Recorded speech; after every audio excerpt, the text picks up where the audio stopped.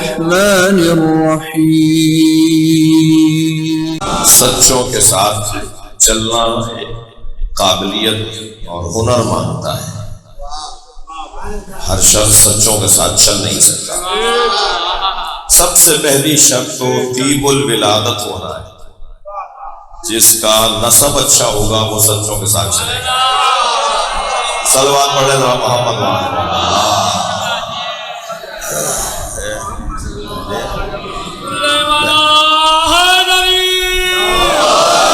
اب وہ جو صلاحیتیں ہیں سچوں کے ساتھ چلنے کی، دیکھیں ہر کام ہر شخص کر نہیں سکتا، ہر جگہ ہر کام کے لیے نہیں ہے، ہر دن ہر کام کے لیے نہیں ہے، ہر جگہ ہر ایک جاتا نہیں ہے، ہر ایک آ نہیں سکتا۔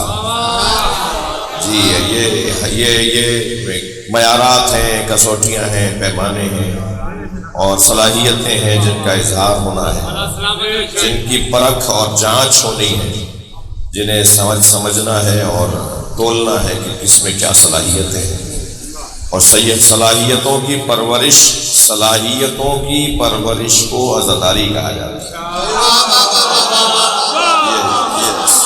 یہ مجلس ہے، یہ عزاداری، یہ صلاحیتوں کی پرورش گاہ ہے۔ جی میں دلیل دے دیتا ہوں ایک لفظ میں، ایک جملے میں۔ ہم مجلس میں قرآن سے بات شروع کرتے ہیں اور قرآن پہ ختم کرتے ہیں۔ ہم قرآن صامت سے بات شروع کرتے ہیں اور قرآن ناطق پر بات تمام کرتے ہیں۔ بھائی صلوات ہدیہ کریں نبی کی ذات میں۔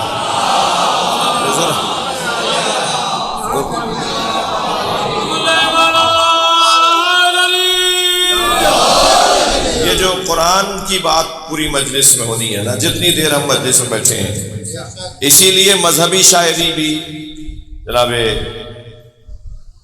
میر تکلم کے والد بہت بزرگ ادیب، ایک بہترین اور اعلیٰ ترین خاندانی شخصیت تشریف فرما ہے، علی حیدر سعدی صاحب،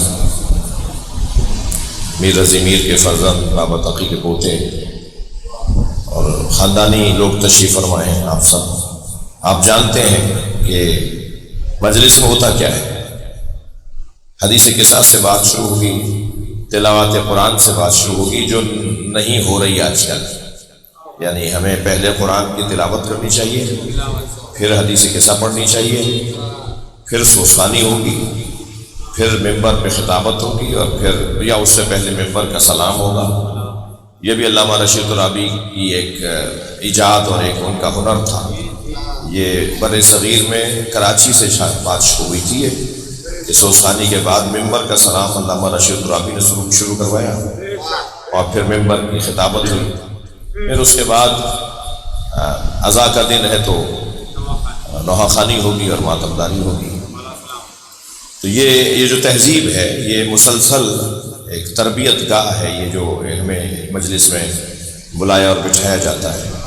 تو اسی لیے علی حیدر صاحب کو دیکھ کر میں نے ایک ہدیہ کر رہا ہوں، یہ خوش ہوں گے، ان کے فرزندان بھی تشریف فرما ہو رہے ہیں کہ مذہبی شاعری، ایک صلوات اور ہدیہ کرتے ہیں۔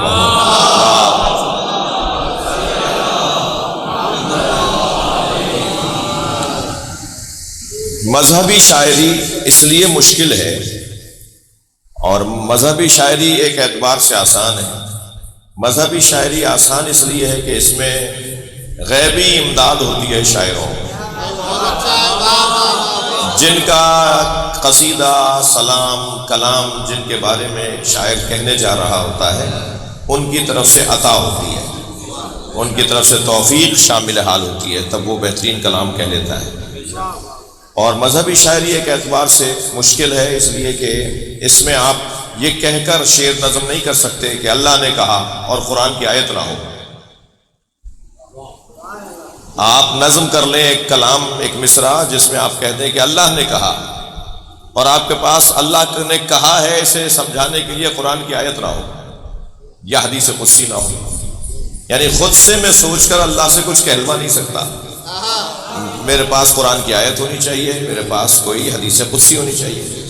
یا اگر میں ایسے کہہ دوں کہ مثلا کسی معصوم امام کی طرف منسوب کر دوں کہ انہوں نے یہ کہا، بات صحیح ہونا، ٹھیک ہونا اور بات ہے، تو وہ میں ٹھیک اور صحیح بات اپنی طرف سے کہوں نا کہ میں کہہ رہا ہوں، لیکن میں اگر اپنی صحیح بات معصوم کی طرف نسبت دے دوں تو صحیح بات پر روزہ باطل ہوتا ہے، غلط بات پہ تو اسلام باطل ہوتا ہے۔ صلوات پڑھیں ذرا محمد و آل محمد۔ یعنی صحیح بات بھی اگر امام نے، صحیح بات ہے مگر یہ امام نے نہیں کہی، تو یہ اس لیے مذہبی شاعری بہت مشکل ہے۔ ہر شخص مذہبی شاعری نہیں کر سکتا جب تک اس کے پاس دلیل نہ ہو، جب تک اس کے پاس۔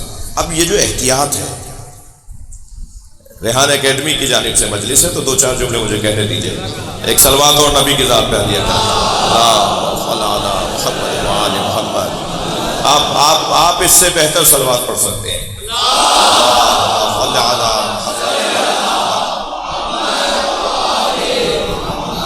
تو یہ جو مسلسل احتیاط، خوف بے معنی خشیت، خوف بے معنی احترام، تعظیم، یہ جو مسلسل تلاوت قرآن اور تلاوت حدیث قصہ سے لے کر اور نوحہ خوانی اور زیارت پڑھنے تک اور تبرک بانٹنے تک ہے، یہ جو مسلسل ایک چیز حاکم ہے، ایک فضا حاکم ہے اس مجلس کے اوپر، وہ عزیزان گرامی یہی تو ہمیں پیغام دے رہی ہے کہ یہ جگہ صلاحیت پرورش کی، صلاحیت سازی کی جگہ ہے، صلاحیتوں کو پرورش دینے کی جگہ ہے۔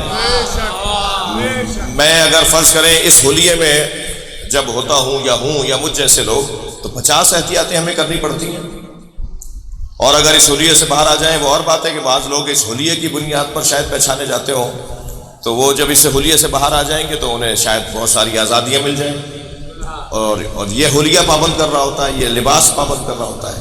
تو یہ جو لباس پابند کر رہا ہے، تو اتنی دیر تک میں اپنی صلاحیتوں کو بڑھا رہا ہوں کہ میں یہ بھی روک سکتا ہوں، میں یہ بھی رک سکتا ہوں، میں یہاں سے بھی رک سکتا ہوں، میں یہ بھی بول سکتا تھا مگر نہیں بول رہا۔ یہ جو مکمل اپنے اوپر میرا تسلط بڑھتا چلا جا رہا ہے، یہی تو پرورش ہے صلاحیتوں کی، یہ صلاحیتوں کی پرورش ہے نا۔ اسی طرح مجلس اعضاء میں، مجلس اعضاء صلاحیت سازی کی جگہ ہے، صلاحیتوں کو پروان چڑھانے کی جگہ ہے۔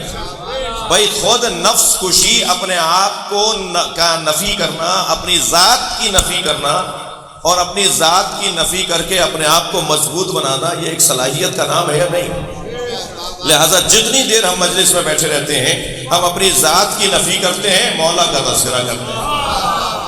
یہ ایک مشق ہو رہی ہے، ایک صلاحیت پرورش کی جا رہی ہے، صلاحیت کو پالا جا رہا ہے، صلاحیت کو جوان کیا جا رہا ہے، صلاحیت کو صحت دی جا رہی ہے۔ اس وقت ہم سب مجلس میں جوتیاں اتار کے بیٹھے ہیں یا نہیں؟ تھوڑا گردن ہلا دیجئے۔ ہم مجلس میں جوتیاں اتار کے بیٹھے ہیں نا۔ مولا علی نے جوتیوں کا نام دنیا رکھا ہے، ہم مجلس میں اپنی دنیا چھوڑ کر آتے ہیں۔ صلوات پڑھیں گے محمد و آل محمد۔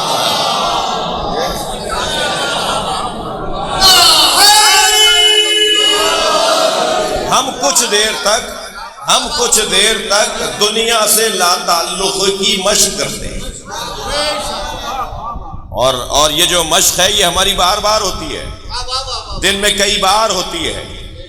وہ لوگ اور ہوں گے کہ جو سال میں 10 دن کے شیعہ ہوں، اور پھر وہ تو کوئی اور ہی ہوں گے کہ جو 2 دن کے شیعہ ہوں، جو ڈھونڈتے ہوں کہ مجلس کہاں ہو رہی ہے وہ ہے علی کا شیعہ۔ میں آج کی کسوٹی دے رہا ہوں، آج کا پیمانہ دے رہا ہوں۔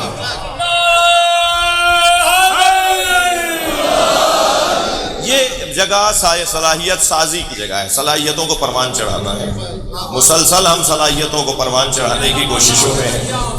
اللہ کرے جو ہمارے نئے آنے والے پڑھنے والے ہیں وہ کسی کو استاد مانیں، اگر وہ کسی کو استاد مانیں گے تو ان کی صلاحیتیں کم محنت میں زیادہ نتیجہ دیں گی، اور اگر کسی کو استاد مانے بغیر خود کو استاد بنا لیا تو پھر زیادہ محنت پر بھی کم نتیجہ ملے گا۔ لیکن اگر سسٹم کے تحت، نظام کے تحت چلیں گے تو پھر کم محنت پر زیادہ اچھا نتیجہ ہوگا۔ یہ صلاحیتوں کو ایجاد، بھائی کربلا میں مصائب کا بیان نہیں ہے، لیکن بات کو میں اپنے بات سے ربط دے رہا ہوں، اس بات کو اور روشن کرنے کے لیے اپنے بچوں کے لیے۔ کربلا میں کیا اس وقت میں جب کربلا کا واقعہ پیش آیا اس وقت میں اہل بیت کے چاہنے والے نہیں تھے؟ تھے۔ تو پھر کربلا میں 72 ہی کیوں شہید ہوئے، یا مثلا 133 ہی کیوں شہید ہوئے؟ اور لوگوں نے امام حسین کا ساتھ کیوں نہیں دیا؟ میں یوں کہہ لوں کہ جنہوں نے کربلا میں اپنی جانیں دی ہیں ان سے نہیں پوچھا جائے گا کہ آپ کربلا کیوں آئے، جو نہیں آئے ان سے پوچھا جائے گا آپ کیوں نہیں آئے۔ یہ جو نہیں آئے یہ صلاحیتوں کی کمی تھی، صلاحیتوں میں کمزوری تھی، صلاحیتیں نہیں تھی، قابلیت نہیں تھی حسین کے ساتھ چلنے کی، جی قابلیت نہیں تھی امام حسین کے ساتھ چلنے کی۔ یہ جو حسین مولا کے ساتھ چلنے کی قابلیت اور صلاحیت ہے اس کے لیے کام کرنا ہوگا، اس کے لیے محنت کرنی ہوگی۔ یہ امام بارگاہ آپ نے کیوں بنایا ہے، ہمارے بڑوں نے کیوں ہمیں یہ نظام بنا کے دیا ہے؟ تاکہ اب آخری حسین جب آئے، جب حسین کا وارث آئے تو پھر وہ کربلا کی طرح تنہا نہ ہو، بلکہ اپنے جد حسین کو بلائے تاکہ پوری دنیا پر وہ حکومت کرے۔ لہذا رجعت کے ذریعے سے امام حسین 10 سال تک پوری کائنات پر، پوری دنیا پر امام حسین حکومت کریں گے۔ وہ اس لیے کہ اب ان کے فرزند کا ساتھ دینے والے، تو یہ الحمدللہ کل کی نسبت آج بہتر ہے، اور آج کی نسبت کل بہتر ہوگا، اور مسلسل اس بہتری کے سفر میں ہمیں آگے جانا ہے۔ ویسے بھی عزیزو ہم سب اپنے کل کی تلاش میں ہیں، ہم سب اپنے کل کو بہتر کرنا چاہتے ہیں۔ بیٹا آج پڑھ لو تاکہ کل تمہارا بہتر ہو جائے، ہم اپنے بچوں سے یہی کہتے ہیں نا، آج محنت کر لو تاکہ کل تمہارا اچھا ہو جائے۔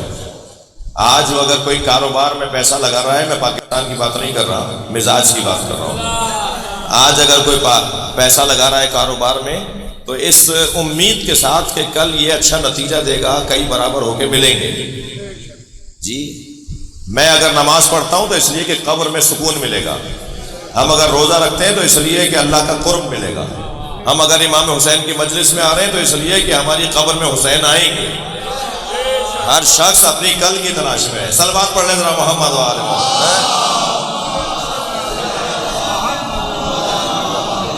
بھائی میں کسی مطلب تک آپ کو لے جانا چاہتا ہوں، ہم سب اپنے کل کی تلاش میں ہیں۔ مجھے بتائیے کل کسی نے دیکھی ہے؟ کل کسی نے نہیں دیکھی، مگر کل پر یقین آج کا ہمیں کردار بناتا ہے، آج کا کردار کل کا یقین بناتا ہے، آج کا عمل کل کی وجہ سے ہوتا ہے۔ یعنی انسان فطرتاً فطری طور پر کل کی وجہ سے آج جی رہا ہے۔ مجھے لفظ کہنے دیجیے گا، انسان فطری طور پر کل کی وجہ سے آج جی رہا ہے، تو میں کہہ دوں نا کہ انسان کی فطرت میں انتظار پایا جاتا ہے۔ بھائی مجھے ان سے بھی پیار ہے جو قیامت میں اللہ کے دیکھنے کے قائل ہیں، جو کہتے ہیں کہ ہم قیامت میں اللہ کو دیکھیں گے، مجھے ان سے پیار ہے، اور پیار کی دلیل دے رہا ہوں۔ پیار اس وجہ سے ہے کہ کم سے کم یہ کہہ کر کہ قیامت میں اللہ نظر آئے گا، وہ بتاتے ہیں کہ منتظر وہ بھی ہیں۔ فرق اتنا ہے، کچھ ناممکن کے منتظر ہے، کچھ ممکن کے منتظر۔ صلوات پڑھیں محمد و آل محمد۔